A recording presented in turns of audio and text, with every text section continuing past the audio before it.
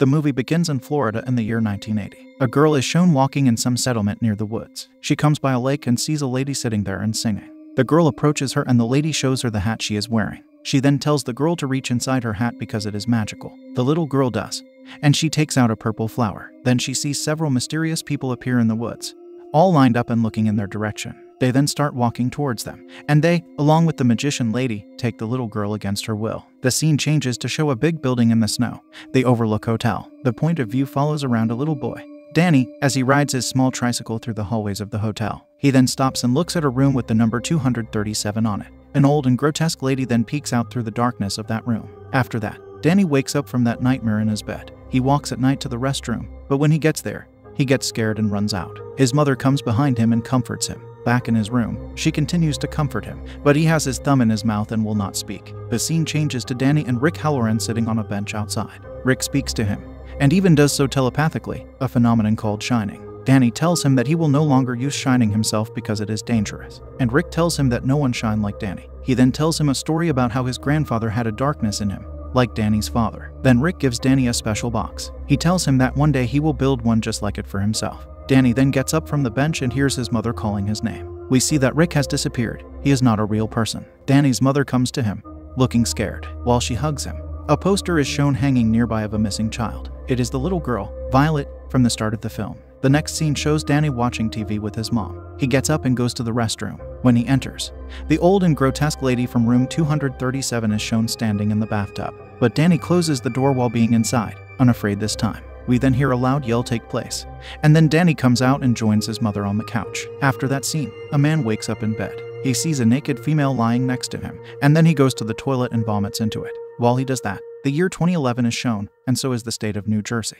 He has a memory of what happened the night before. He remembers himself fighting in a bar. After that memory, he checks his wallet and discovers that his money has been stolen, most likely by the female he woke up next to. Then he checks her purse and steals her money. When he does that, however, a little toddler comes out of his room, crying. Rick Halloran appears and tells him to put the money back. It is revealed that this man is Danny all grown up. The next scene shows New York. A young lady sits in a movie theater and watches a movie. An older man comes and sits next to her, several seats in the back. The lady in the magician's hat, Rose, sits with some male. They both watch the young lady with the older guy, and not the movie. They watch as the lady puts him to sleep with just some words. She then takes his wallet and carves something into his face. Afterwards, she puts a spell on him, saying that every time he sees that carving of his, he will say that he likes little girls. She leaves the theater after that, and that guy with Rose comes after her. She tells him to get away from her, but then Rose arrives and takes the girl by her arm. She is very interested in her. The following scene has Danny waking up outside with some bottles next to him. He seems lost and confused as to his whereabouts. Then the state changes to New Hampshire. Over 12 people are seated to witness a magician on stage. A little girl in the audience says several times to the magician how she is not impressed by the tricks. After that party, 2 people enter their house and see a bunch of spoons lying on the kitchen floor. But the alarming part is that perhaps a similar amount of spoons are seen hanging to the ceiling by way of nothing other than magic. A little girl then comes behind them, supposedly her parents, and says abracadabra. When she does, all the spoons fall from the ceiling and startle her parents. Rose is shown to enter her house. On her bed, there is that young lady she took from the theater. When she starts speaking to her, the girl tells Rose that she is crazy and that she kidnapped her. Due to that, Rose tells her that from now on the girl will speak the truth. And once that was said to her, she quickly says that Rose is the most beautiful woman. Rose seems to have the power to make people speak truthfully. She then makes the girl an offer. She offers her an extremely long life if the girl joins them. The scene changes to Danny getting off a bus. He has arrived in New Hampshire. He walks and comes across a bunch of little buildings that represent that part of town. While there, he meets a man near a train. He offers him a place where he can live. Danny and he then arrive at a house where a lady explains to him some of the rules. This is where he will be staying. Later, at night, we see Rose with the young lady, Andy, lying at a beach. The other people from earlier that were with her are now there as well. They call themselves the Chosen, and then begin to chant. When they finish, Rose takes out some tube and says that Violet is in there. She opens the tube and a gaseous substance leaks out of it. Rose breathes it in and then breathes it into Andy. This then causes Andy to scream in agony, and her pupils even turn white. The scene then turns over to show Danny waking up in a bed. There are arms holding him from behind. He turns around and sees something of a zombie female there. She speaks to him, and then we see a zombie baby lying next to her. Danny gets terrified and moves back with his back to the wall, and then they disappear. Danny then knocks on the door of his new friend Billy. He says he needs help, and Billy invites him in. The next scene shows a support group meeting at the house. The one who speaks is Dr. John Dalton. Danny speaks to him after the meeting.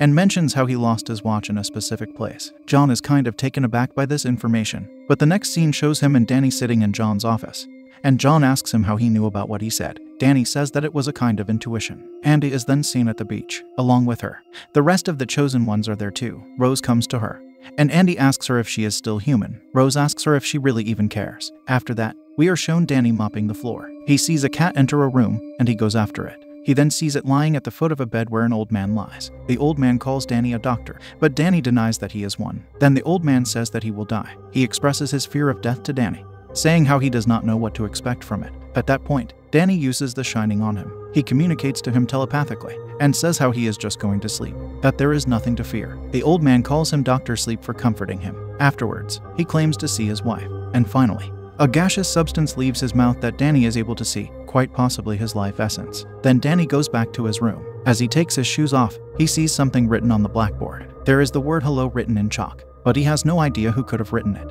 This prompts him to stand up and write the word hi. The little girl from earlier is then shown smiling in her bed. 8 years are then shown to go by. Danny is still living in that house, and is currently standing and talking in front of the support group. He speaks about his father, Jack. Then back at his room, he sees the word morning written on the blackboard. After 8 years, he is still receiving such messages. He then writes the word school. Later, the state of Iowa is shown. A baseball game is happening with children. One man on the bleachers is talking about how good a particular boy is, the one that is batting. Next to him sits one of Rose's colleagues, Crow Daddy, listening to the man. The game is over, and the boy is walking home alone. A van then pulls up, and a man in the passenger seat tells the boy that he is ready to move up in his game. Then he asks him if he wants to get in the van. The boy refuses, but then the door slides open and Andy is there to ask him the same. And then he gets in with them. Night has arrived, and the wrongdoers arrive back at their camp. They take out the boy from the van, who struggles as they bring him down to the dirt. They all encircle him, and he begs for them to leave him alone. But Rose then says that fear makes the steam better. It is what they call the substance on which they feed. Rose then puts him to eternal sleep, and they all start feeding on the boy's steam. While this happens, the little girl, Abra, feels very uneasy in her sleep. She then wakes up and starts to say stop. She used the powers of her shining to say it, and in doing so, even Rose feels her power from such a long distance. Afterward, Abra starts screaming uncontrollably, and her parents rush in to comfort her. Danny is shown to get knocked off from his bed. He looks in the mirror and sees Redrum in it. He then turns around and sees the word murder. He gets up and goes to write on the blackboard. He simply writes who, and after waiting for several seconds, he gets the written message baseball boy. The people with the powers then finish with the boy and start putting his spare steam into a tube. Meanwhile, Abra cries, and her parents attempt to further comfort her. Rose then speaks of the child with the shining to Crow Daddy. She says that it is a very powerful child that she felt, and Crow is stupefied that she felt it from about 1,500 miles away. Rose then says that she could be even further away than that. He asks if it is a boy or a girl, and Rose says that very likely a girl. She further adds that she did not feel a power like hers in a very long time. Back in Abra's home, Abra comes into the kitchen while her mother is there, and says that she made a new friend, Dan. In school, she is shown to hear the thoughts of the other children. One girl looks her way and thinks the word freak about Abra, causing her to hide behind her computer. Then in her room again, she looks at the picture of the baseball boy that she printed at her school. She concentrates on it and receives images of what happened to him. She keeps doing it to see more, and then she lies in her bed and becomes possessed by the images. She is able to see the specific place that Rose and her crew went to, and what they all look like. Abra writes down the location in her possessed form. Afterward, she gets out of bed and comes to her window. She puts her hands on it and starts floating. After holding on for a while, she then falls, but not onto the floor, but into a grocery store. In that store, Rose is shopping. She then comes to a refrigerated section and sees Abra through the glass. She is very delighted to see her, and she seemingly knows that it is the special child. Rose tries to grab her, but with strong power, she gets pushed away by the girl. She then gets pushed further into the store. Back at the house, Danny stays in. Danny gets picked up from the floor by his friend Billy. He tells him that while he was on the floor, he kept saying the name Tony. The following scene has Rose returning to her crew. She tells Crow that the girl found her. She tracked them down using her power. Later, Abra is getting dropped off by her mother, but instead of going to school, Abra goes to see Danny, whom she knew how to find. She comes up to him, and they go to sit at a bench. She starts using the shining with him, but he says that they should not engage in it. She then says if they go to Iowa, she could get the boy's baseball glove, and if she does, it would help her further to track those who had put the boy to eternal sleep. But Danny's response is that he wants her to go home. He says that those people are dangerous. Back at the support house, a cat goes into a room again and Danny sees it. He says to the cat that it made a mistake this time. The room is empty. Then Danny walks in there and he spots someone. The person is Rick Halloran. Rick tells him that those dangerous people noticed Abra. He tells him that they might put her to eternal sleep. Later, Rick also tells Danny that he still owes a debt, and that Danny should pay it. The scene shifts to Rose. She gets on top of the roof at her place and begins to meditate. She is shown to fly above the earth, engaged in some sort of sophisticated search method. After she is done flying, she lands on some street. She then turns her attention to a specific house and flies into it through a window. She stands inside Abra's room. She sees Abra and tells her to keep sleeping.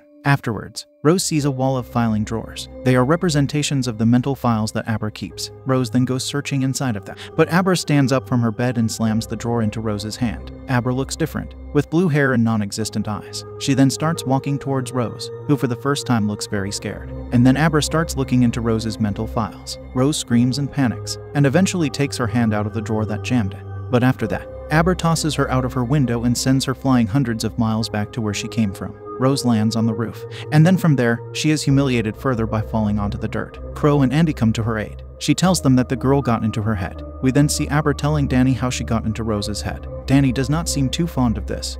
However, back at the camp, one of Rose's members says that the oldest of them is dying, Grandpa Fleck. Rose tells him that he cannot die, that he witnessed how empires rise and fall, that he oozes fear, but it seems like fear ate him this time. And so he dies. When he does, his body disappears, and what is left of him is steam. The rest of them rush in to devour it. Danny is shown to come to Billy's room again. He asks Billy if he trusts him. He then tells him that he has to tell him something and that he should do his best to believe him. They then are shown riding in a car together. Abra is there with Danny by way of The Shining. She sits, perhaps metaphorically, in the backseat. She then starts telling him about how she got into Rose's head, and then told him how she did it. And in doing so, she accidentally got into Danny's head. While she was in there, she saw some things and then asked him about them. Danny tells her that it is from his past, from the Overlook Hotel. At Rose's camp, Crow tells Rose that they are ready to go find Abra, but he tells her not to come. He says that the girl got into her head, so she might use that against her. Then Danny and Billy arrive at the place that Abra wrote down on paper. Abra leads them through with her shining. When they get there, they start digging. Danny tells Abra that she better leave now, that her phantom presence is unnecessary while they dig. Eventually, they dig to the point where they unearth the baseball boy. Then once they picked up what they needed, they drive all the way to Abra's house. When they get there, her dad comes out and gets aggressive with Danny. He takes him and is about to punch him, but then Abra appears and interferes. She uses her power to stop him. Afterwards, they are all in Abra's house. Her father asks if the evil people with powers know about her daughter. Danny confirms that they do, and then he takes out the baseball glove and gives it to Abra. She touches it and uses the shining. Once she does, she emerges in ghost form inside the van of Rose's crew. She sees them riding in it, and then tells Danny where they might be. Abra also says that she did not see Rose there. They all then go to Abra's room, and Danny tells her that Rose's people will track her, and that she should let them do it. But he tells her that she should do a trick. The next scene shows them driving to the woods. They then get there, and shortly after, so does Rose's crew. They all come out of their trailer and see Abra sitting there on a table. Andy comes to her and puts a needle in her. Rose's crew gets irritated, and then they start getting shot at by Danny and Billy from behind the trees. Rose tells them to leave telepathically, as she is not there with them. Some of the crew die, and Andy gets shot in the arm. Danny and Billy then head for the trailer. Danny sees Andy through the window, and is about to fire at her, but has to reload his gun. She then comes out and tells him to stop. She tells him that he is sleepy, and he starts to become what she says. She then tells him to sleep and takes his gun away. Danny struggles to fight her words while she points his gun at him and gets ready to eliminate him. But then she gets shot in the neck. Billy appears and shoots her again. She lies on the ground, dying, and tells Billy to put himself to eternal sleep. Danny yells for him not to do it, but Billy cannot resist the power of Andy's words, and so he shoots himself in the head, and then Andy dies as well. Abra appears and tells Danny that Crow is not there. He is then shown to take her to her house, where she actually sits. He puts her in his car and they ride together. There he tells her that he used a lot of his drugs on her, and that she should not even try to shine. Danny then arrives at Abra's home and sees that her father is dead, with a knife in his chest. He then goes to his room at the support house and tries speaking with Abra using the shining, but it does not work, and then he asks Tony for help. He tries drinking, but then throws the bottle down in frustration, and so he turns to concentrate. The room then tilts, and he slides into the blackboard. After that, Danny appears in the car with Abra and Crow. He tells her that he has a plan and they touch with their palms. Abra then gets out of her lying position and sits up. She starts speaking with Crow, but it is revealed that Danny sits inside her, doing the talking. Crow asks who he is speaking to, and Danny, through Abra, tells him that he's the guy who eliminated his friends. He tells him that he is about to perform a trick, and then uses his shining to turn the car and slam it into a tree. Crow flies out of the front window by a good distance. Abra comes out and sees him dying on the ground. Danny, through her, then tells him that he hopes Crow is in a lot of pain, and then he finally dies. Afterwards, Abra walks on the road and sees Rose standing there in ghost form. She asks her what she has done, and Abra just walks through her. Rose returns to her physical form and starts taking out a couple of tubes of steam. She inhales them and gets more power. Danny then meets up with Abra. They get into a car and start driving away. Danny tells her that they are going to Colorado. He wants to go to a place that is dangerous for people like him and her. And then he says that if that is the case for them, then it should also be the case for people like Rose. While they ride, Abra's mom calls her from her house, but Abra just tells her that she loves her, and then hangs up and throws the phone out the window. The next scene has them parked next to the Overlook Hotel. Danny tells Abra that she should stay in the car, that he has a plan. Then he enters the hotel and it lights up.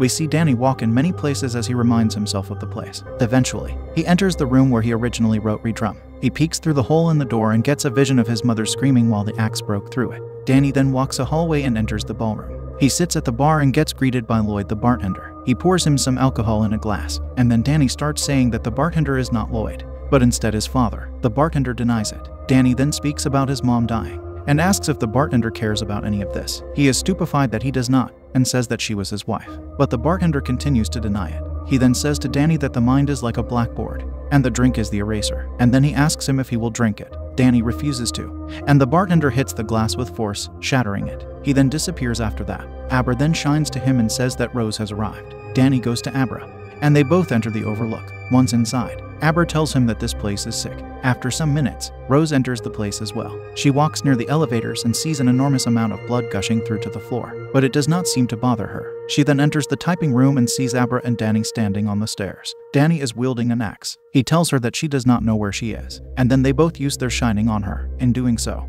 they place her in the gigantic maze. She is astounded by such a move, and then sees someone running. She goes after the person. When she finds them, it turns out to be Abra. Abra then tells Rose that she will die here. Rose does not feel threatened by her words, however, and then a duplicate of Abra runs from behind and slices her leg. Then she does it again. After doing it a third time, Abra tells her that pain purifies steam. But when she tries again, Rose grabs her this time and holds her up by the neck. Then she realizes that it is not the real Abra she is dealing with. Danny uses his shining to capture her in a huge coffin while Rose holds Abra. But Rose then yells that she had enough, and a shockwave destroys the whole situation. After that, she appears in the typing room again, while Abra runs away. Rose tells Danny that she should have met him years ago. She slowly starts walking toward him, and eventually, he starts getting backed by her as they both go up the stairs. Danny then strikes her with his axe and it slightly lands on her shoulder, due to her taking most of the force away. She then takes the axe away from him and throws him down the stairs with her magnificent power. Rose comes to him and hurts him some more. She feels his power as she is holding him down and says how good it is. Many images come to her of the evil powers that lurk in the hotel. And then Danny says that he is not alone there in his mind. He unleashes the monsters of the Overlook out of his mind and at Rose. They attack her.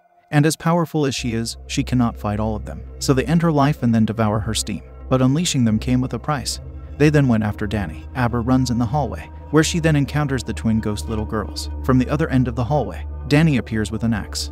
She runs and then hides in room 237. Standing in the main room, Abra turns to her right and sees the old grotesque lady coming out of the bathtub a good distance away. Danny then comes in, and Abra tells him that it is not him she is speaking to, but instead the hotel. Danny then swings his axe at her, but is prevented from actually hitting her. She pushes away the axe with her shining, and then Danny returns to his body. Afterwards, he tells Abra to run because he is unstable. We then see him make it to the boiler room. He watches it burn. While it burns, the ghost of his mother appears to comfort him. Danny stands there in his child form, perhaps letting go of the Overlook as it entered back then. Meanwhile, Abra stands outside of the hotel, watching it burn. The scene completely changes to showing Abra in her room. She is speaking to someone. It is Danny in ghost form. He tells her that there could be more like the powers of the Overlook Hotel out there in the world, and even possibly worse. And then he tells her that he was wrong for telling her to hide her shining. He tells her to shine on, and then her mother comes in. She asks Abra who she was speaking to, and Abra says no one. Then she comes out of her room and says that she was speaking to Danny. Her mother stands there and absorbs her words. Then Abra says that her father is okay, and her mother accepts her words. Abra then looks in her restroom and sees the old grotesque lady there that she took home unwillingly from the Overlook.